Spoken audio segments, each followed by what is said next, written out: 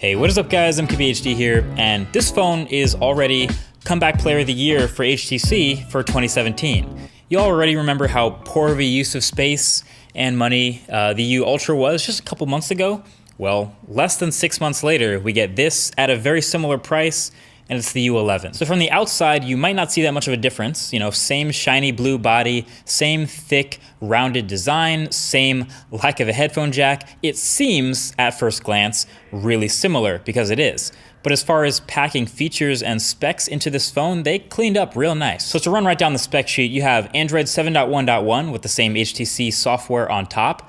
It's a Snapdragon 835 with the Adreno 540, 4 gigs of RAM, a 3000 milliamp hour battery, a 5.5 inch Quad HD display, 64 gigs of storage, expandable via micro SD, and a 12 megapixel f1.7 camera with OIS. Now specs aren't everything, they don't tell the whole story, but here they do a pretty good job. And if we head down that spec list again, besides just of course the very impressive numbers, this phone gets a lot of things right. So with Android, it's already on the latest version, later than most phones, it's 7.1.1, so that's a good sign, and hopefully it gets updates. Plus it has all the same features HTC has decided to add on top of Android. The Snapdragon 835 chipset we already know has been awesome in other phones, plus 4 gigs of RAM, so we're expecting and getting top-notch performance here, best in class, and it's absolutely one of the smoothest and most responsive Android phones out there right now. I'm just a little less confident with that full-time smoothness lasting as long as something like from a stock Android phone, but I'm still very impressed with how HTC's animations just glide for the most part. They use really short, simple animations,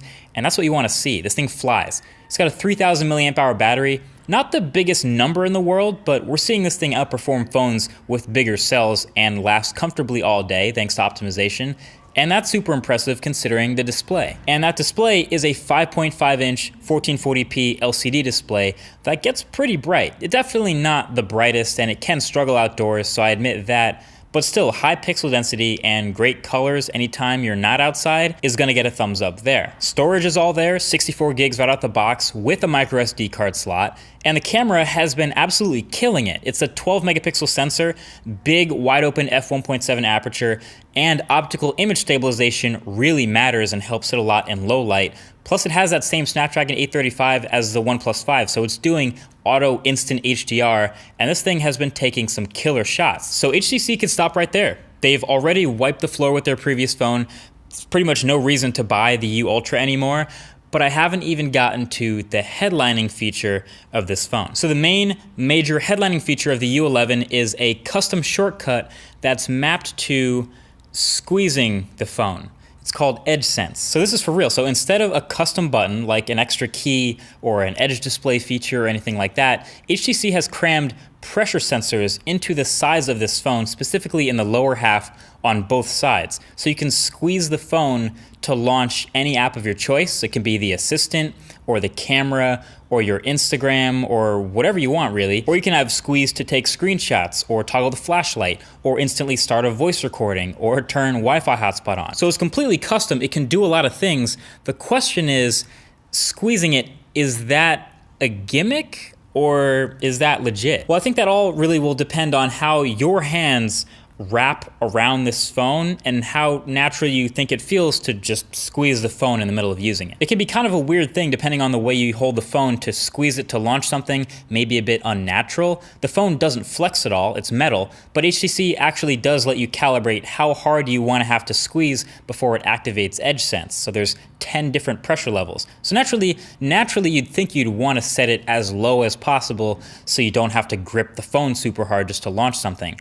But the thing is, if you set the squeeze value too low, you can actually accidentally start triggering it when you're just picking up the phone off a table. I had it happen to me a couple times. It can be too sensitive, or even sometimes when you're just pulling out your pocket. It's not the end of the world, but it still does launch that stuff accidentally.